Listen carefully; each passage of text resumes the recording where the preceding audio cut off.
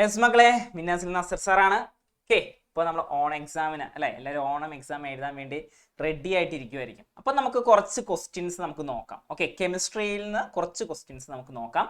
Okay, നമ്മൾ പഠിച്ച ചാപ്റ്ററാണ് ആസിഡ് അത് ആൻഡ് ബേസസ്, ആസിഡുകളും ബേസുകളും എന്ന് പറയുന്ന രണ്ടാമത്തെ ചാപ്റ്റർ. ഓക്കെ, അപ്പോൾ സിമ്പിൾ ചാപ്റ്റർ ആണ്.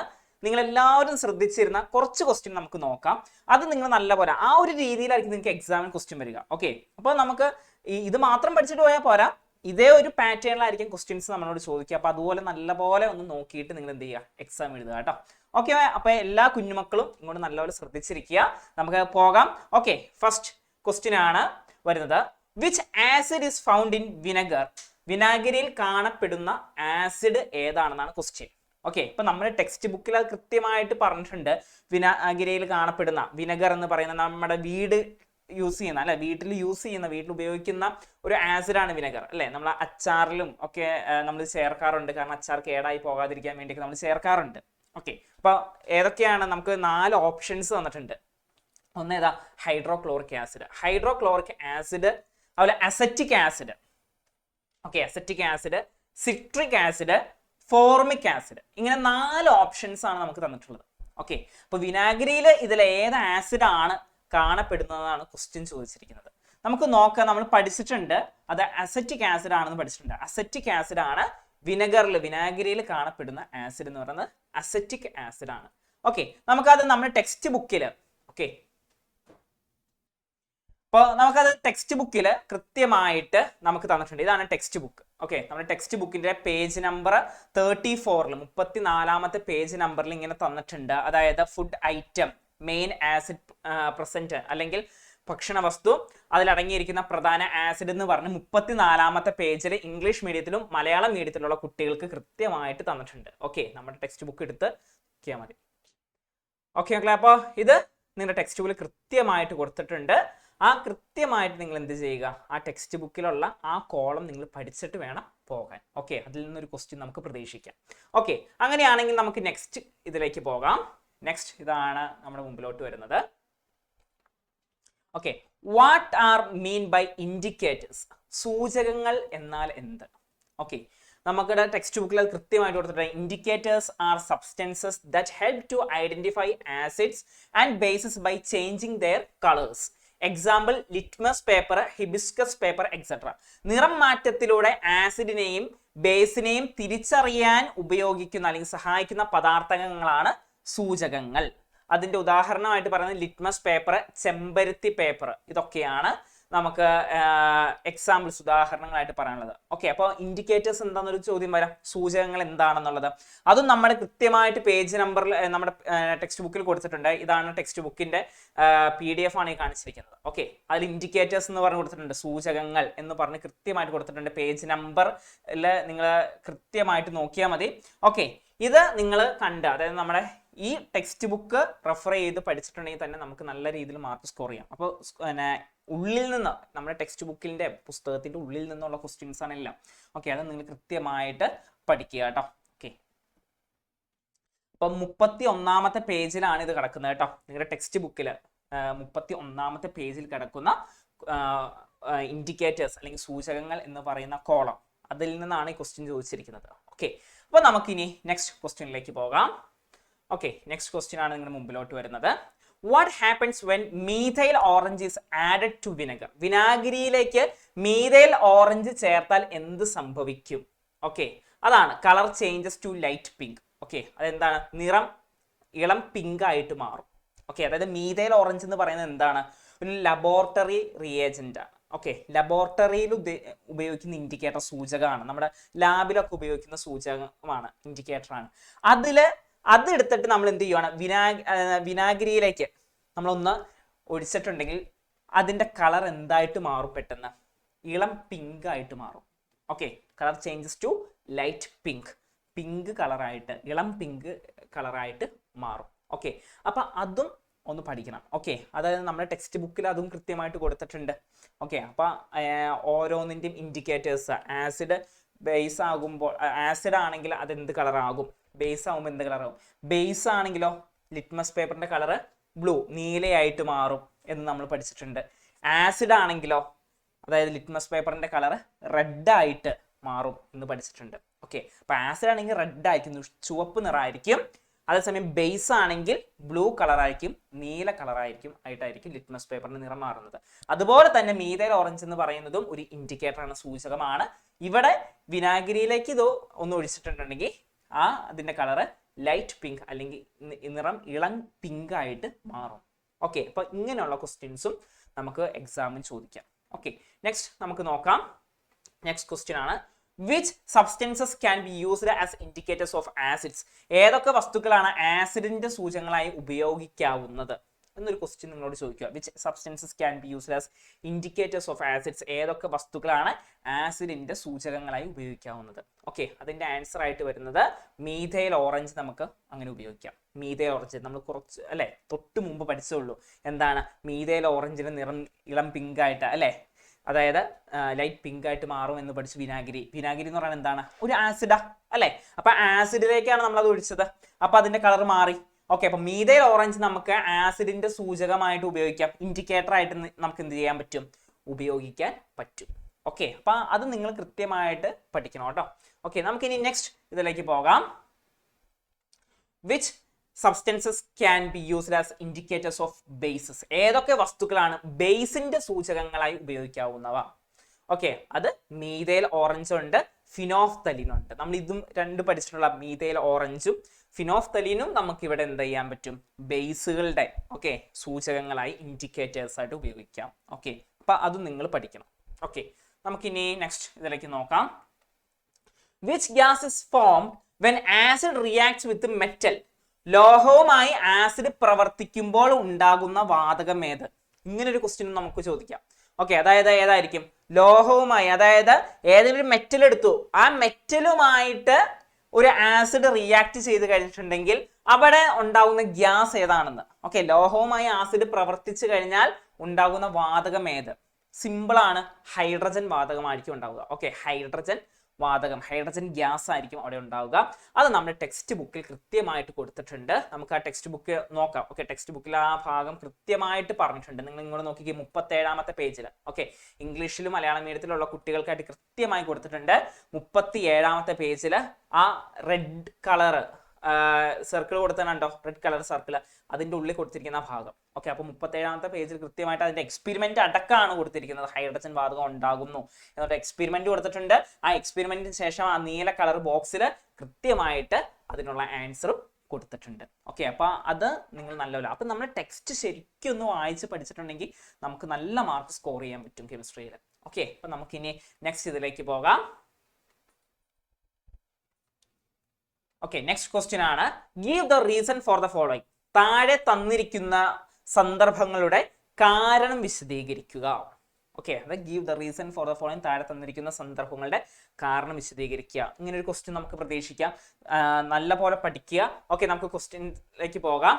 Okay, metal containers are not used to store pickles? അച്ചാറുകൾ സൂക്ഷിക്കാൻ ലോഹപാത്രങ്ങൾ ഉപയോഗിക്കാറില്ല.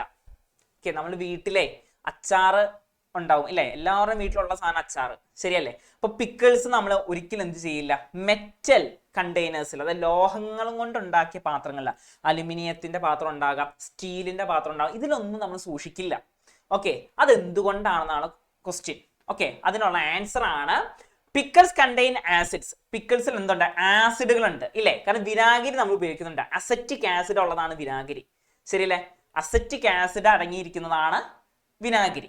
അപ്പോൾ ഈ വിനെഗർ എന്ത് ചെയ്യുന്നുണ്ട്? പിക്കിൾസിൽ യൂസ് ചെയ്യുന്നുണ്ട്. അതായത് അച്ചാറുകളിൽ വിനാഗിരി ഒഴിച്ചാണ് നമ്മൾ അച്ചാർ ഉണ്ടാക്കുന്നത്. അപ്പോൾ acid react with metals. Acid എന്ത് ചെയ്യും? മെറ്റൽസുമായിട്ട് റിയാക്ട് ചെയ്യുമെന്ന് നമ്മൾ പഠിച്ചു അല്ലെ? അങ്ങനെ ആസിഡ് മെറ്റലുമായിട്ട് റിയാക്ട് ചെയ്യുമ്പോൾ ഹൈഡ്രജൻ വാതകം ഉണ്ടാവുന്നതാണ് തൊട്ട് മുമ്പ് നമ്മൾ പഠിച്ചത്, ശരിയല്ലേ? അപ്പോൾ അങ്ങനെ വരുമ്പോൾ എന്താ പ്രശ്നം? ആസിഡും ലോഹങ്ങളുമായി പ്രവർത്തിക്കുമ്പോൾ പുതിയ പദാർത്ഥം ഉണ്ടാകുന്നു. അവിടെ എന്ത് സംഭവിക്കും? വേറെ പുതിയ പദാർത്ഥം ഉണ്ടാകും, ന്യൂ സബ്സ്റ്റൻസ് ഫോംഡ്. ഓക്കെ, പുതിയ പദാർത്ഥങ്ങൾ ഉണ്ടാകുന്നു.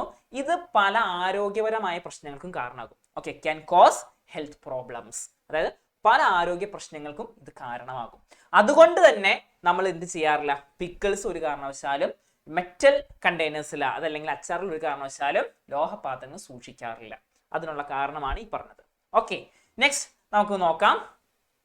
Earthen vessels are commonly used to work dishes with curd and butter തൈര്, മോര് ഇവ ചേർത്ത് കറികൾ ഉണ്ടാക്കാൻ മൺപാത്രങ്ങളാണ് സാധാരണ ഉപയോഗിക്കുന്നത്. ഓക്കെ, നമ്മൾ എന്ത് ചെയ്യാറില്ല, മെറ്റൽസ് ഉപയോഗിക്കാറില്ല, ലോഹപാത്രങ്ങൾ ഉപയോഗിക്കാറില്ല. കൂടുതൽ നമ്മൾ മൺപാത്രങ്ങളിലാണ് തൈരും മോരും കൊണ്ടൊക്കെ ഉണ്ടാവുന്ന കറികൾ നമ്മൾ ഉണ്ടാക്കാറുള്ളത് പണ്ട് കാലങ്ങളിൽ. ഇപ്പോഴത്തെ കാലങ്ങളിൽ നേരെ തിരിഞ്ഞിട്ടുണ്ട്. അതിൻ്റെതായ പ്രശ്നങ്ങൾ നമ്മുടെ ആരോഗ്യ പ്രശ്നങ്ങളും ഉണ്ടാവാറുണ്ട്. പക്ഷെ പണ്ട് കാലത്തുള്ളവർ എന്തായിരുന്നു ചെയ്യണം, മൺപാത്രങ്ങളിലായിരുന്നു. ഓക്കെ, വീട്ടിൽ മൺപാത്രം, മൺചട്ടിയൊക്കെ ഉണ്ടാകും. ആ മൺചട്ടിയിലൊക്കെയാണ് നല്ല കാച്ചിയ മോര് കറി, അല്ലെ, നല്ല അടിപൊളി മോര് കറിയൊക്കെ ഉണ്ടാക്കുമായിരുന്നു, അല്ലെ. നമ്മുടെ ഗ്രാൻഡ് മദേഴ്സും ഒക്കെ നല്ല അടിപൊളി മോരുകറിയും നല്ല പുളിശ്ശേരിയും, അല്ലെ, ഇതൊക്കെ ഉണ്ടാക്കി തരുമായിരുന്നു. പക്ഷെ നല്ല ടേസ്റ്റും ആയിരിക്കും, അല്ലെ. പക്ഷെ അത് അവർ മൺപാത്രങ്ങളിൽ, അവർ ലോഹപാത്രങ്ങളിലല്ലായിരുന്നു അതൊന്നും ഉണ്ടാക്കിയിരുന്നില്ല. അത് എന്തുകൊണ്ടാണെന്നാണ് ക്വസ്റ്റ്യൻ. നമുക്ക് നോക്കാം. Lactic acid present in butter milk react with metallic vessels and cos damage. എന്താണ്? തൈര്, മോര് എന്നിവയിൽ അടങ്ങിയിരിക്കുന്ന ലാക്റ്റിക് ആസിഡുകൾ ലോഹപാത്രങ്ങളുമായി പ്രവർത്തിച്ച് നാശം സംഭവിക്കുന്നു. എന്ത് സംഭവിക്കും? ഈ തൈരും മോരിലൊക്കെ എന്തുണ്ട്?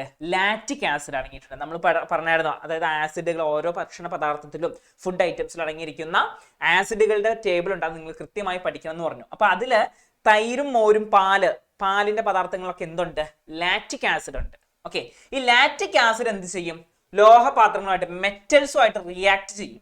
അങ്ങനെ റിയാക്ട് ചെയ്ത് കഴിഞ്ഞാൽ നാശം സംഭവിക്കും. സ്വാഭാവികമായിട്ട് അത് നശിക്കാനുള്ള ചാൻസ് കൂടുതലാണ്. അതായത് അവിടെ എന്തെങ്കിലുമൊക്കെ പ്രശ്നങ്ങളുണ്ടാകും. ഓക്കെ, അതായത് ഒന്നെങ്കിൽ പാത്രങ്ങൾക്ക് പ്രശ്നം ഉണ്ടാകും, അതല്ലെങ്കിൽ പുതിയ പദാർത്ഥം അവിടെ ഫോം ചെയ്യും. ഓക്കെ, അപ്പൊ അതുകൊണ്ടാണ് മൺപാത്രങ്ങൾ അവിടെ ഉപയോഗിച്ചിരുന്നത്. Okay, so therefore earthen pots are used.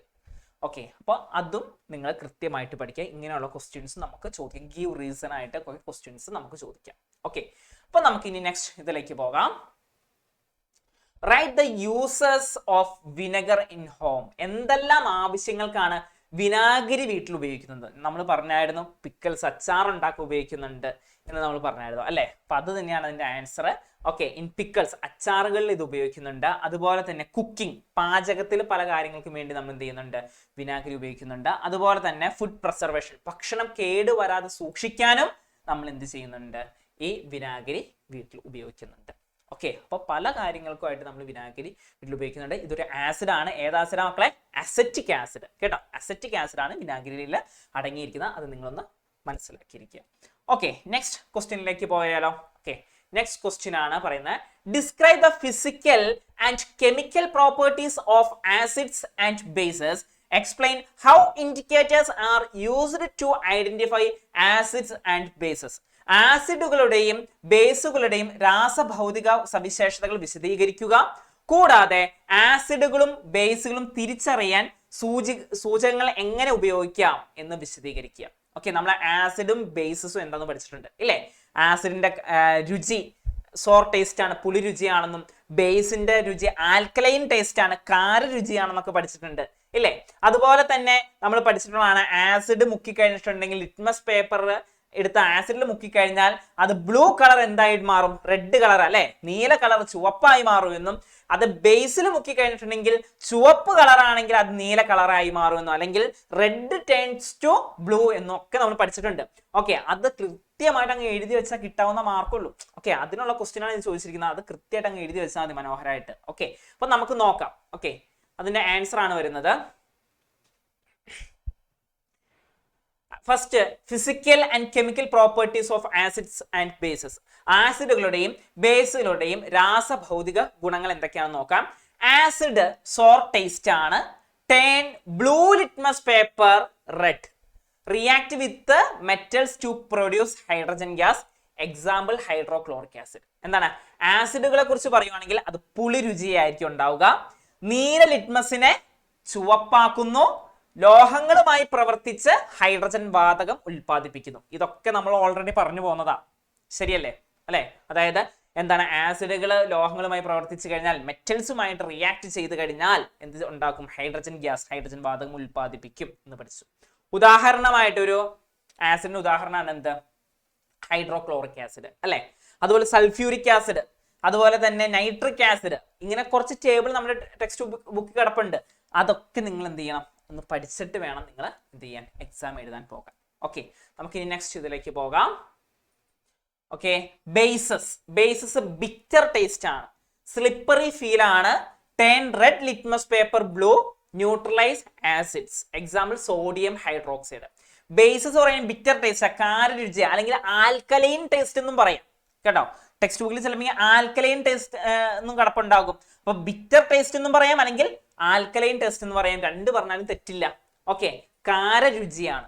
Slippery feel ആയിരിക്കും, വഴുവഴുപ്പ് ഉണ്ടാകും. സ്ലിപ്പറി എന്ന് വെച്ചാൽ എന്താ, വഴുവഴുപ്പ്.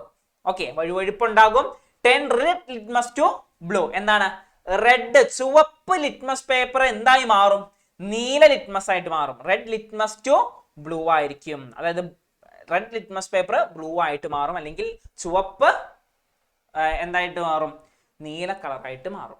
ഓക്കെ, ഇനി ആസിഡുകൾ എന്ത് ചെയ്യുന്നുണ്ട്, നിർവീര്യമാക്കുന്നുണ്ട്. ഓക്കെ, ഈ ബേസ് എടുത്തിട്ട് കുറച്ച് ആസിഡിലേക്ക് കൊണ്ടുവന്ന് ഒഴിച്ചിട്ടുണ്ടെങ്കിൽ എന്തായി മാറും, ആസിഡ് നിർവീര്യമായി മാറും. ഓക്കെ, അതാണ് ന്യൂട്രലൈസ് ആസിഡ്സ് എന്ന് പറഞ്ഞിരിക്കുന്നത്. ആസിഡുകൾ നിർവീര്യമാക്കുന്നു. ഉദാഹരണം പറയുവാണെങ്കിൽ സോഡിയം ഹൈഡ്രോക്സൈഡ് ആണ് ഒരു ഉദാഹരണമായിട്ട് നമുക്ക് ബേസുകൾക്ക് പറയാൻ പറ്റുന്നത്. ഓക്കെ, ഇനി കാൽഷ്യം ഹൈഡ്രോക്സൈഡ് ഉണ്ട്, മഗ്നീഷ്യം ഹൈഡ്രോക്സൈഡ് ഉണ്ട്. ഇതൊക്കെ നമ്മുടെ ടെക്സ്റ്റ് ബുക്കിൽ കിടപ്പുണ്ട്. അത് കൃത്യമായിട്ട് നിങ്ങളൊന്ന് പഠിച്ചിട്ട് വേണം പോകാൻ. ഓക്കെ, നമുക്കിനി നെക്സ്റ്റ് ഇതിലേക്ക് പോകാം. ഇൻഡിക്കേറ്റേഴ്സ്. ഇൻഡിക്കേറ്റേഴ്സ് എന്തൊക്കെയാണ്? ഇൻഡിക്കേറ്റേഴ്സിനെ കുറിച്ച് പറയുകയാണെങ്കിൽ ലിറ്റ്മസ് പേപ്പർ അല്ലെ, സൂചകങ്ങൾ പറയുകയാണെങ്കിൽ litmus paper, phenolphthalein, methyl orange are used to determine whether a substance is acidic or basic. അതായത് ലിറ്റ്മസ്, ഫിനോഫ്തലീൻ, മീഥൈൽ ഓറഞ്ച് തുടങ്ങിയവ ഒരു പദാർത്ഥം ആസിഡ് ആണോ ബേസ് ആണോ എന്ന് നിർണ്ണയിക്കാൻ ഉപയോഗിക്കുന്നു. Okay, litmus paper turns red in acid and blue in base. എന്താണ്, ലിറ്റ്മസ് പേപ്പർ ആസിഡിൽ എന്താകുന്നു, ചുവപ്പാകുന്നു. ബേസിൽ ലിറ്റ്മസ് പേപ്പർ എന്തായി മാറും, നീല കളർ അല്ലെ, നീല നിറമായിട്ട് മാറുന്നു. അപ്പൊ ഇൻഡിക്കേറ്റേഴ്സ് എന്താന്ന് പഠിക്കണം, അതിന് എക്സാമ്പിൾ ഉദാഹരണങ്ങൾ പഠിക്കണം. അത് ആസിഡിലും ബേസിലും എങ്ങനെയാണ് അത് പ്രവർത്തിക്കുന്നത് എന്നൊക്കെ നമ്മൾ പഠിച്ചിട്ട് വേണം പോകാൻ. ഓക്കെ, അപ്പോൾ പല രീതിയിൽ നമുക്ക് ക്വസ്റ്റ്യൻസ് ഇങ്ങനെയൊക്കെ ചോദിക്കാം. നല്ല രീതിയിൽ എല്ലാവരും എന്ത് ചെയ്യണം, പഠിച്ചിട്ട് വേണം പോകാൻ. ഓക്കെ, നെക്സ്റ്റ് ഇതിലേക്ക് പോകാം. ഓക്കെ, നെക്സ്റ്റ് ക്വസ്റ്റ്യൻ ആണ്, what happens when turmeric solution added to base. മഞ്ഞൾ ലായനി ബേസിലേക്ക് ചേർത്താൽ എന്ത് സംഭവിക്കും? നമുക്കറിയാം ടെർമറിക് എന്ന് പറയുന്നത് എന്താണ്, മഞ്ഞൾ എന്ന് പറയുന്നത് നാച്ചുറൽ ഇൻഡിക്കേറ്ററിന്റെ എക്സാമ്പിൾ അല്ലെ, ശരിയാണല്ലോ. നാച്ചുറൽ ആയിട്ട് നമ്മൾ പ്രകൃതിദത്തമായിട്ട് ഉണ്ടാക്കിയെടുക്കുന്ന ഒരു സൂചകമാണ് എന്ത്, മഞ്ഞൾ, ടെർമറിക് എന്ന് പറയുന്നത്. ഓക്കെ, അപ്പൊ ടെർമറിക് സൊല്യൂഷൻ അല്ലെങ്കിൽ മഞ്ഞൾ ലായനി എടുത്തിട്ട് ബേസിലേക്ക് ചേർത്താൽ എന്ത് സംഭവിക്കും, എന്തായിരിക്കും സംഭവിക്കുന്നത്? Solution turns red or orange. എന്താണ്, സൊല്യൂഷൻ ലായനിയുടെ നിറം ചുവപ്പോ അല്ലെങ്കിൽ ഓറഞ്ചോ ആയി മാറും. ഓക്കെ, അതായത് ടെർമറിക്കിന്റെ അവസ്ഥ ഒന്നെങ്കിൽ ചുവപ്പാകാം അതല്ലെങ്കിൽ ഓറഞ്ച് നിറമായിട്ട് മാറും എന്നുള്ളതാണ്. ഓക്കെ, അപ്പൊ അതൊന്നും നിങ്ങളൊന്ന് പഠിച്ചു വെച്ചേക്കുക. അത് നമ്മൾ ലാസ്റ്റ് നമ്മുടെ ടെക്സ്റ്റ് ബുക്കിൽ ഏറ്റവും ലാസ്റ്റ് ഭാഗത്ത് അത് കിടപ്പുണ്ട്. ഓക്കെ, അപ്പൊ ആ ഭാഗങ്ങളൊക്കെ ഒന്ന് പഠിച്ചിട്ട് വേണം നിങ്ങൾ പോകാൻ. ഓക്കെ, നമുക്ക് നെക്സ്റ്റ് ഇതിലേക്ക് പോകാം. How can we convert milk to curd? പാലിനെ എങ്ങനെ നമുക്ക് തൈരാക്കി മാറ്റാം? ഇത് നമ്മുടെ ടെക്സ്റ്റ് ബുക്കിൽ കൃത്യമായിട്ട് കിടക്കുന്ന ഒരു പോർഷനാണ്. നമുക്ക് അതിലേക്ക് നോക്കാം. ഓക്കെ, അതാണ് പറയുന്നത് കേട്ടോ. A small quantity of curd is usually added to milk for converting it into curd. A bacteria called Lactobacillus in wort nourish themselves with milk produces lactic acid and this gives sour taste to curd. എന്താണ് പറയുന്നത്? പാല് തൈരാകുമ്പോൾ പാലിനെ തൈരാക്കി മാറ്റാൻ തൈര് തിളപ്പിച്ചാറിയ പാലിൽ അല്പം ഒഴിക്കാറുണ്ട്. തൈരിൽ lactobacillus എന്ന bacteria അടങ്ങിയിട്ടുണ്ട്. ഇവ പാലിൽ നിന്ന് പോഷണം നടത്തുന്നതിന്റെ ഫലമായി ഉണ്ടാകുന്ന ലാക്റ്റിക് ആസിഡ് ആണ് തൈരിന് പുളി രുചി നൽകുന്നത്. ഇത് നമുക്ക് കൃത്യമായിട്ട് ടെക്സ്റ്റ് ബുക്കിൽ കിടപ്പുണ്ട്. എന്താണ്, നമ്മൾ പാല് കുറച്ചെടുത്തിട്ട് നമ്മൾ എന്ത് ചെയ്യും, അതിന് തൈരാക്കി മാറ്റാൻ കുറച്ച് തൈര് അല്ലെ, വേറെ കുറച്ച് തൈര് എടുത്ത് കുറച്ചങ്ങോട്ട് നമ്മൾ അതിനകത്തേക്ക് ഇടും. അപ്പൊ എന്ത് സംഭവിക്കും, അതിൽ ലാക്ടോബാസിലസ് എന്ന് പറയുന്ന ഒരു ബാക്ടീരിയ അടങ്ങിയിട്ടുണ്ട് അല്ലെ. ഈ ബാക്ടീരിയ എന്ത് ചെയ്യും, ഈ പാലിനെ തൈരാക്കി മാറ്റും. എന്തിനാണ് മാറ്റുന്നത്? അപ്പൊ അവിടെ എന്ത് ഫോം ചെയ്യും, ലാക്റ്റിക് ആസിഡ് അവിടെ ഉണ്ടാവും. ഈ ലാക്റ്റിക് ആസിഡ് ഉണ്ടാവുന്നത് കൊണ്ടാണ് പാൽ എന്തായി മാറുന്നത്, തൈരോ അല്ലെങ്കിൽ മോരൊക്കെ ആയിട്ട് മാറുന്നത്. അപ്പൊ അവിടെ ചെറിയ പുളിരുചി ഉണ്ട് ഇല്ലേ. പാല് പോലെയല്ല, തൈരൊക്കെ കുടിക്കുമ്പോൾ ചെറിയൊരു പുളിപ്പില്ലേ, നല്ല പുളിയുള്ള തൈരാന്ന് നമ്മൾ പറയാറുണ്ട് അല്ലെ. നല്ല പുളിപ്പാണ്, പുളി ഭയങ്കര പുളി എന്ന് നമ്മൾ പറയാറുണ്ട്.